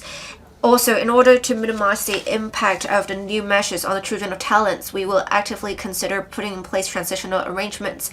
We will announce the latest arrangements as soon as possible. President, education is the key to a 100-year plan. Education is the key to nurturing talents. Under the leadership of the Committee on Education, Technology and Talents, the Education Bureau will continue to proactively complement various measures for the admission of talents. While strengthening the educational support for children of incoming talents, the Bureau will continuously nurture local talents, enhance the quality of education in Hong Kong, and tie in with the direction of integrated development of education, technology and talents. Thank you, Mr. Lam Chun-sing. I think we can subsidize some dependents to study in Hong Kong, but I think the amount of subsidy can be lower than actual local students so as to better make use of resources. I find something quite weird in the reply, however. Why is there no breakdown by age? The number of persons who are dependents under various talent admission schemes, because it would help us gauge the impact on the education system in Hong Kong on primary, secondary, and tertiary levels. We have some dependents taking DSE and then they will go on to study in universities. We would have students potentially amounting to thousands with this additional source. Would you impose a restriction on the numbers so as not to impact the admission of local students into post-secondary institutions? Thank you, Secretary. Indeed, we have no breakdown by age because the Immigration Department does not maintain statistics broken down by age. We have many kindergartens, primary and secondary students, and a policy for admitting dependents have not changed. As for students born in the mainland, we have figures on them applying for examination. Right now we have 1,300 odd students who have applied the DSE as individual candidates. We have also 4,000 odd who have applied through schools, but we do not keep information on what statuses they are, such as whether they are one-way permit holders or not. We only know where they were born. Thank you. Mr. Chu Kwok-keung. We have many saying that the talents admitted do not plan to live in Hong Kong and their children wouldn't want to study in Hong Kong. But then we do see a demand for the education in Hong Kong. Would you be able to issue visas to overseas children so that they can come to Hong Kong to study? and adults as well if they're interested. Thank you. Secretary, as we are trying to build a brand of study in Hong Kong, after the announcement in the policy address, we have been aiming to develop Hong Kong into an international hub for post-secondary education. As for whether we are going to have new visa arrangements, especially for the secondary and primary levels, we need to see whether we have adequate facilities to accommodate these students. We also need to liaise with the relevant regions authorities if we are to put in place visa arrangements.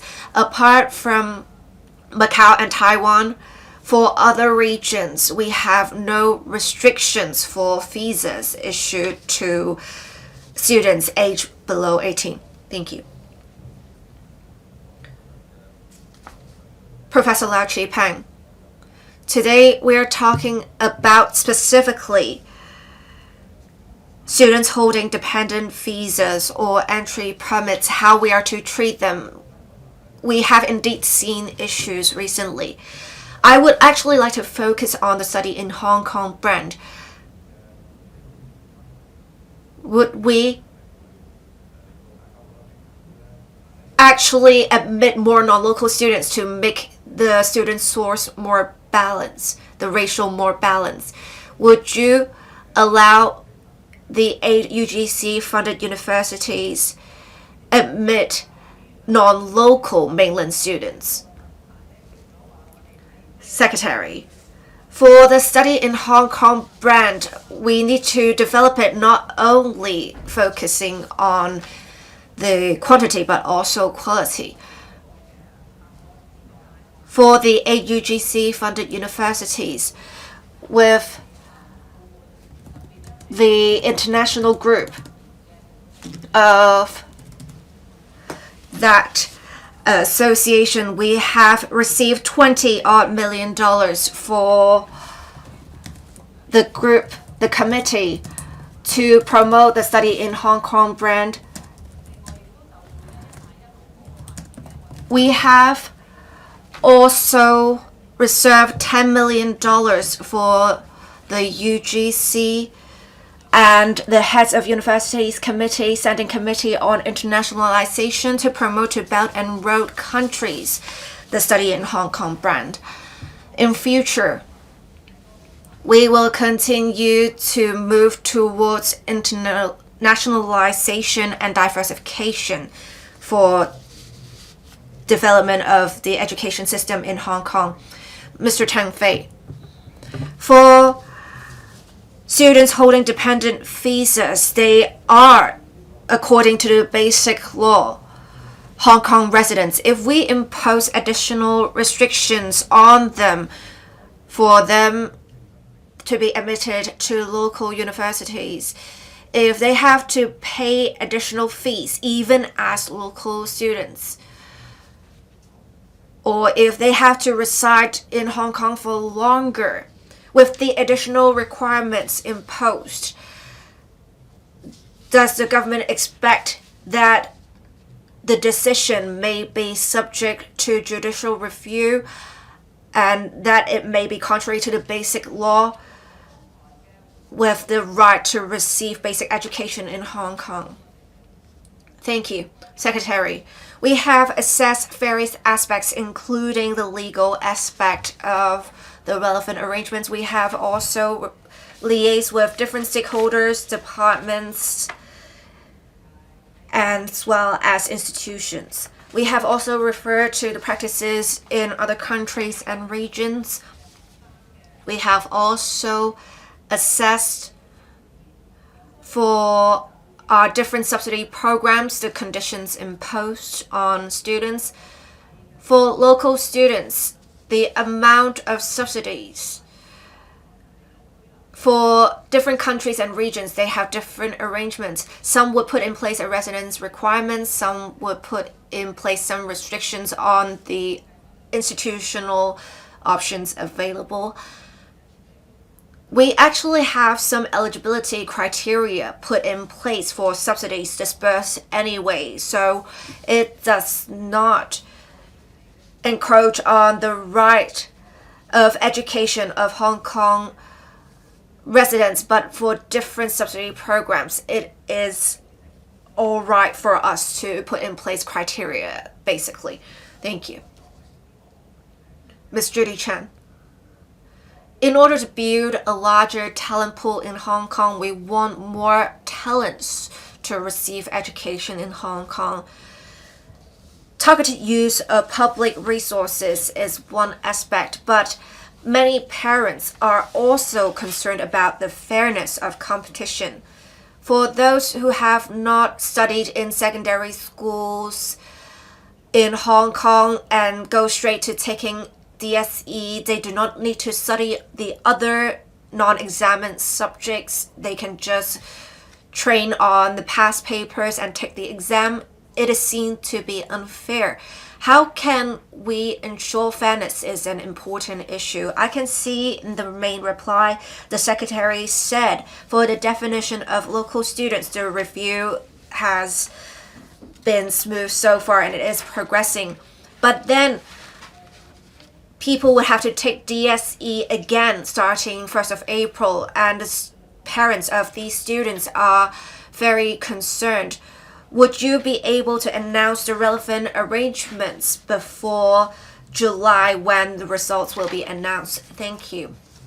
Secretary, we will consider the arrangements and we target to publish the relevant arrangements before JUPAS would start.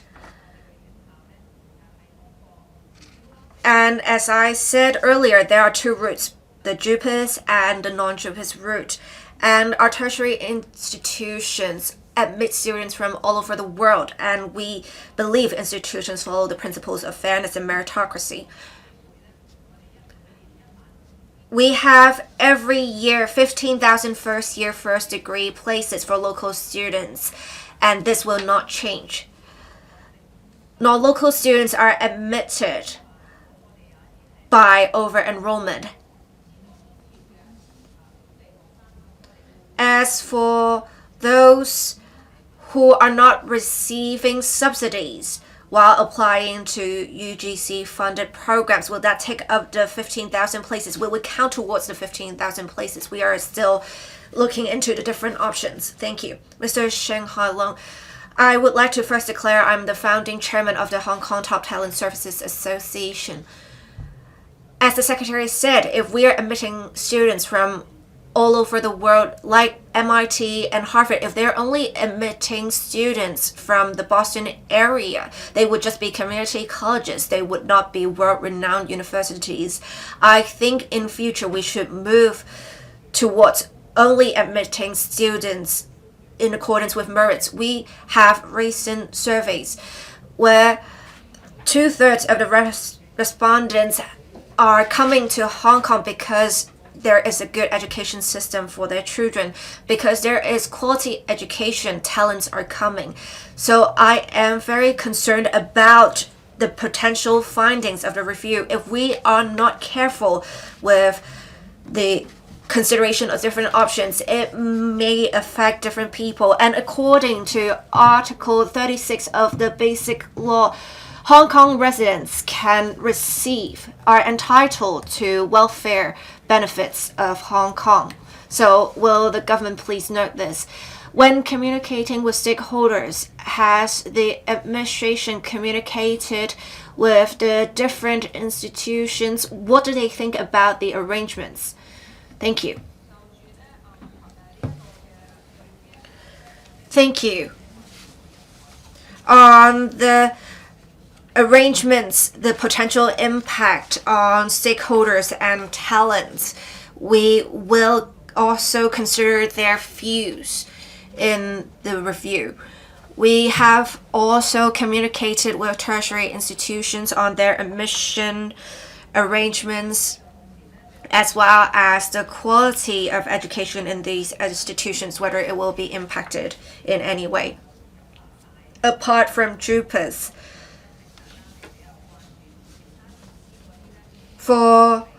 We also have non-JUPAS route. We also have self-financing programs that have no limit to admission of students. We have also 6 institutions that have adjusted their quota for non-local students to up to 40%. Dr. David Lam, I agree that we should develop into an international hub for post-secondary education. We need to admit students from all over the world. We want elite students to come to Hong Kong, but at the same time, we need to make sure local students, actual local students, can safely get into universities studying the projects they want to study rather than the subject that they get admitted on. Well, we do have an interesting model in Hong Kong for the definition of local students for JUPAS. Can we have a timely review to make sure the definition would tie in with our needs? And in that case, talents may actually come earlier so that their children will qualify as local students under JUPAS. Thank you. Secretary. As I said earlier, we have 15,000 first-year, first-degree places for local students every year. That is guaranteed.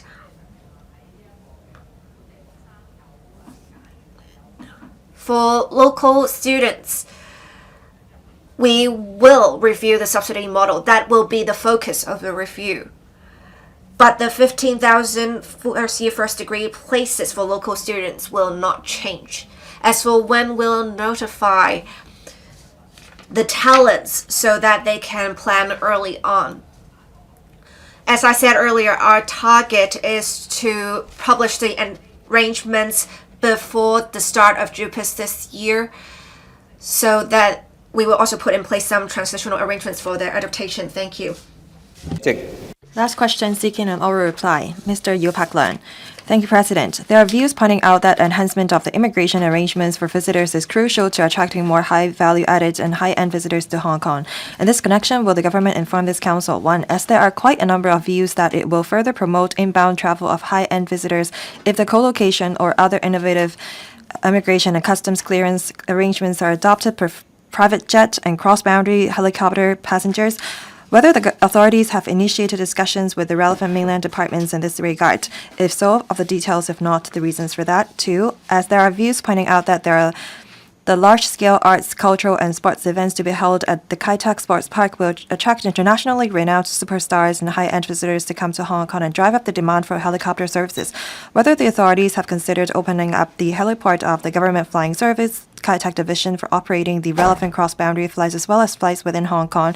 If so, the details, if not the reasons for that. And 3, as it is learned that there are often long queues of people at the immigration counters of the Hong Kong International Airport during peak hours, which brings negative impact on the experience of visitors. Of the authorities, the specific plans in place to expedite the adoption of automated systems using innovative technologies to enhance the efficiency of passenger clearance, and whether the authorities would consider providing fast tracks of business travelers with a view to offering more expeditious immigration services.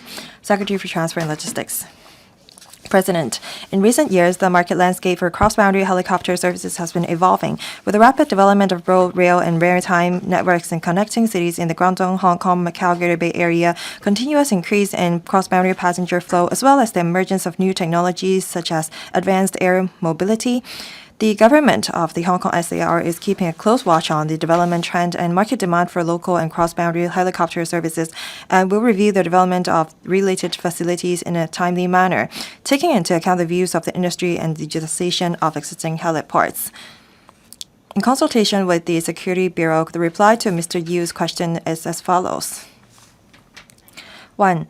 The Memorandum of Understanding under the Air Service Arrangement between the mainland and Hong Kong SAR was expanded in 2019 to enhance cross-boundary helicopter services between Hong Kong and eligible takeoff or landing points within the whole Guangdong province, thereby greatly enhancing the choice of potential takeoff or landing points and the flexibility of services.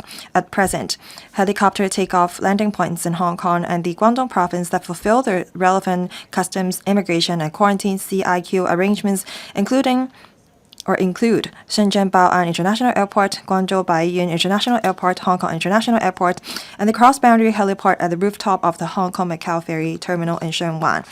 The Hong Kong SAR government will continue to work closely with the mainland authorities to facilitate the development of cross-boundary commercial helicopter services, including studying the feasibility of setting up more takeoff landing points that fulfill relevant arrangements. To support the said development, the two governments may also explore the adoption of convenient and efficient clearance modes with a view to enhancing passenger clearance efficiency.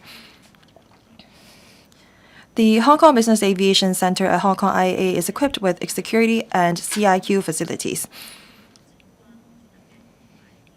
To enhance the transit convenience for business jet and cross-boundary helicopter passengers, Hong Kong IAA launched the business jet and commercial flight wing-to-wing transfer service in March last year, which allows relevant passengers arriving at Hong Kong IAA to directly proceed to transfer to commercial flights and vice versa.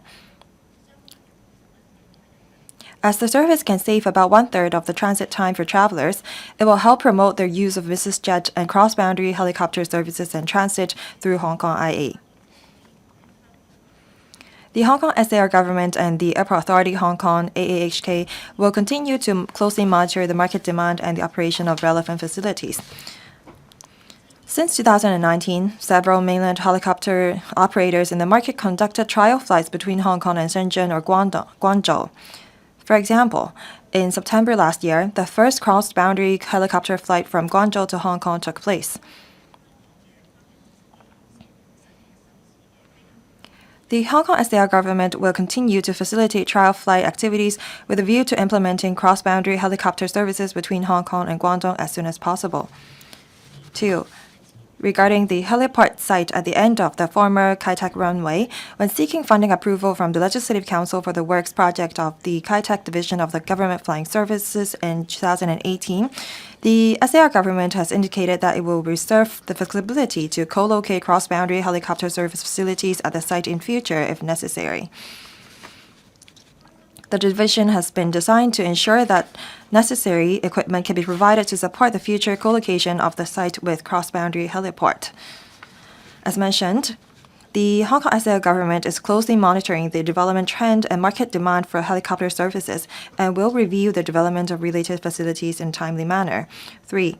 The Immigration Department has been striving for innovation and enhancing the clearance efficiency of e-channels and expanding the service target groups in order to provide immigration services of the highest quality to members of the public and visitors. First, Asia-Pacific Economic Cooperation business travel card holders and eligible frequent visitors can choose to enroll for the e-channel service and perform self-service immigration clearance. The Immigration Department has also launched the Smart Departure Service, which uses facial recognition technology to verify the identity of passengers, allowing eligible visitors to use the self-service departure service at Hong Kong IA in various ports.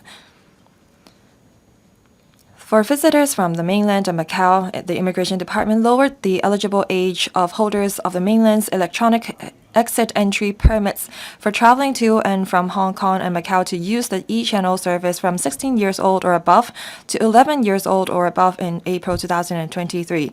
The Immigration Department also launched the mutual use of QR code between Hong Kong SAR and Macau SAR clearance service jointly with the Macau authorities in July last year, allowing eligible residents of both places to use QR codes to pass through the automated clearance channels.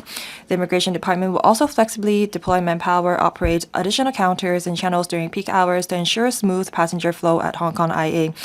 Looking ahead, the Immigration Department will continue to use innovative technologies to enhance the level of clearance facilitation. At the same time, AAHK is committed to enhancing passenger experience and operational efficiency, including 1. Introducing the facial recognition technology-based application Flight Token in October 2022 to speed up the whole departure process. coupled with the concurrent launch of flight token e-channels, the Immigration Department flight token allows registered passengers of designated airlines to show their faces for identity verification without the need to repeatedly present their travel documents and boarding passes throughout the departure process. 2. Introducing a new smart security screening system in July 2024, which obviates the needs for passengers to take out liquids, aerosols, or gels and electronic devices such as laptops from the carry-on luggage during security screening, thereby further enhancing the overall efficiency of security screening. And 3. The Hong Kong IA provides courtesy channel in the arrival halls and departure halls to facilitate security screening and immigration clearance for visitors invited by Hong Kong AAHK or the airlines. President, we will continue to closely monitor the market demand and the operation of relevant facilities with a view to maximizing the convenience for visitors. Thank you. Mr. YIU Pak-leung. Thank you, President. Using the private jet as a trial point to introduce the co-location clearance arrangement will consolidate our position as a hub, and this will also speed up the development of low-altitude economy. I hope that the government would continue to work on it. President, the clearance experience of visitors would definitely affect their impression of the city. The highly efficient clearance procedures offered by the airport is definitely important. From our observation, we see that the local residents praise the e-channels offered by the airport authority. Visitors from the mainland and Macau can also use the e-channels. For foreign visitors, during peak hours in the morning, when a number of flights arrive in Hong Kong, they would have to wait a long time before they can enter into Hong Kong. So I wonder if the administration can come up with long to short-term solutions so that when foreign visitors arrive at our airport, they can enter into our city more quickly. Thank you. Secretary. President, to cope with the high passenger flow during peak hours, the Immigration Department adopted 3 measures. We deploy manpower flexibly. During peak hours, we increase the number of counters and e-channels. We have 108 counters at the airport. We also ask the AAHK to deploy manpower to maintain the queues. Second, we enhance the contactless facilities such as e-channels to encourage visitors to use these self-service facilities. Currently, we have 26 e-channels at the airport. Third, we also work with the AAHK closely to improve the arrangement. We try to control the flow of passengers within the airport to alleviate the burden of the counters. The Immigration Department will continue to enhance the quality of service of ours to provide a more convenient and speedy clearance experience. Mr. Chan Pui-leung, thank you. The new Huanggang port was redeveloped in 2019 after commissioned. It can handle 300,000 passengers and 30,000 vehicles every day. The new port will adopt innovative technology to speed up the clearance and immigration procedures and to enhance visitors' experience. I wonder if the administration has talked to the Shenzhen authorities. What kind of new technology are we going to adopt there so that we can make better preparations? Undersecretary for Security. President, regarding the new Huanggang port, we have reached a consensus with the mainland authorities. We will adopt the collaborative clearance arrangement. So visitors will only have to present their travel documents once. in order to leave Hong Kong and enter the mainland and vice versa. Currently, this is used in a part in Macau. We believe that the clearance time can be shortened greatly with the new technology. Dr. Hui Simon Lee. Thank you, President. The Hong Kong SAR government have been trying to link our airport up with those of the mainland. We are having more multimodal connection in the West Kowloon. Express rail is one of the major modes of transport that mainland visitors use. So I wonder how many passengers use such service and how can we increase the passengers using both the heliport service and the train services. Secretary, thank you. We have more stations with express rail. Last year, we recorded 26 million passengers. We don't have relevant figures at hand, but I believe that a lot of them arrive at the West Kowloon Express Rail Station before they head to other places by plane. The administration, AAHK, and the MTRCL have a working group to look into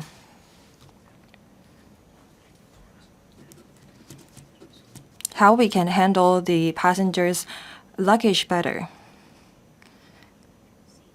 We want to make things more convenient for our visitors in order to enhance our connection to the rest of the world and to better integrate our different modes of transport. Thank you. Mr. Holden Chow. Thank you. In the main reply, it is said that the government will flexibly redeploy their manpower to cope with the peak hour passenger flow. But a lot of foreign visitors, when they arrive at the airport, have to wait a long time before they can enter into Hong Kong. And that's the stark contrast from the experience of local residents. When foreign visitors arrive at the airport, they have to wait a long time, and that will actually affect their impression of Hong Kong. Thank you. Undersecretary for Security. President, together with the Immigration Department and the AAHK, we have looked into the problem. From the afternoon to the evening, that's the peak hour for visitor immigration. We noticed that 1/3 of the time, 46.2% of passengers immigrate or arrive at the airport.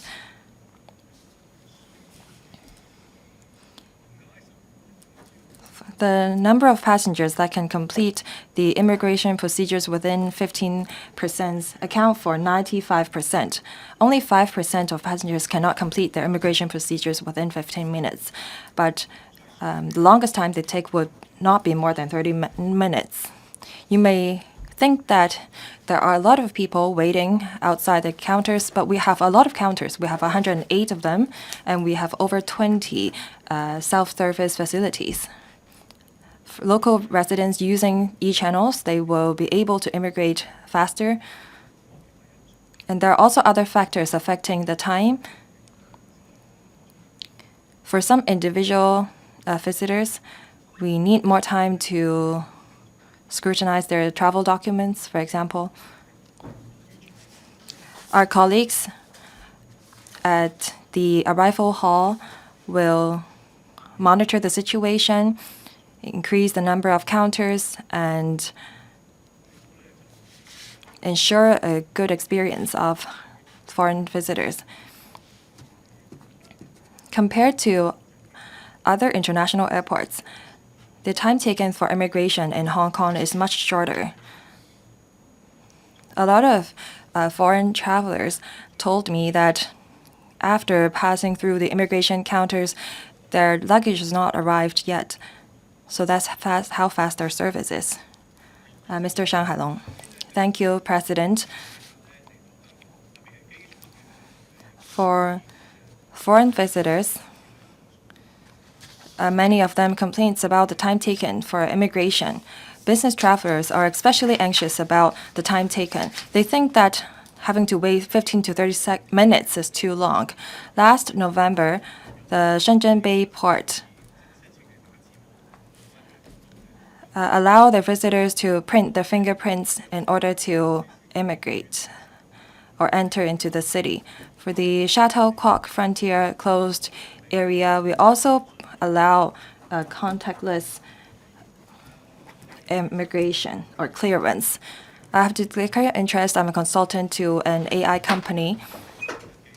So it shows that we do have such technology to bring such good arrangements to different parts and airports. So I wonder what the government's thought is on this. The TLB and the Security Bureau and the AAHK are concerned. So I wonder which department or authority is the one responsible for this. Undersecretary for Security. President, regarding immigration check, the Immigration Department under the Security Bureau is responsible for that. On the use of facial recognition technology and fingerprint technology for immigration clearance, they can only be used by local residents. For frequent travelers, they can use e-channels. For eligible frequent visitors who visited Hong Kong more than 3 times in a year, they can choose to enroll for the e-channel service to speed up their clearance. As for other arrangements, as mentioned, yesterday the chief executive announced the arrangement for specific business travelers coming from the ASEAN countries. We offer special arrangements for specific visitors.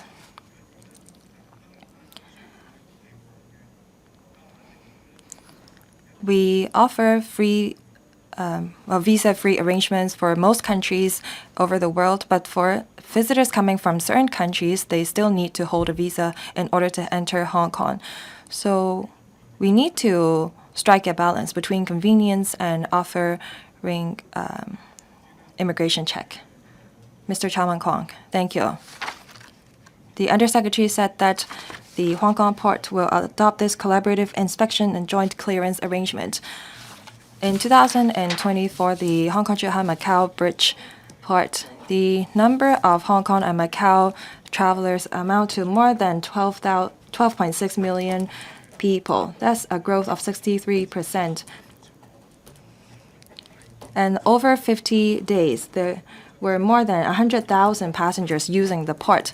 There were a lot of high-value added passengers.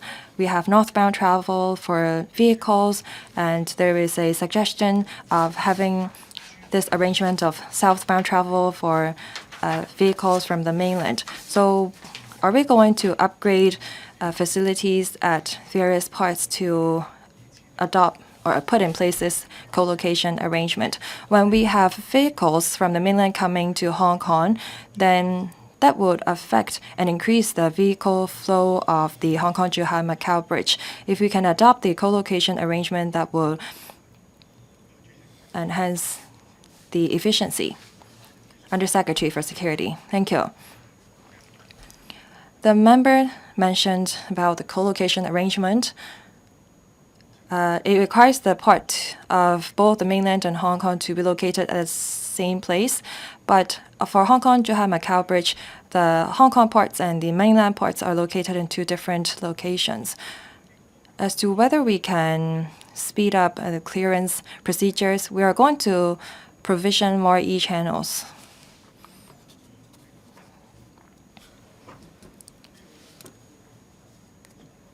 Regarding the arrangement that you just mentioned, we are going to talk to the mainland authorities, but many regulations and legislations are involved regarding the single clearance. We try to focus on joint co-location arrangement. If possible, we may adopt collaborative inspection and joint clearance. Government bills, first reading.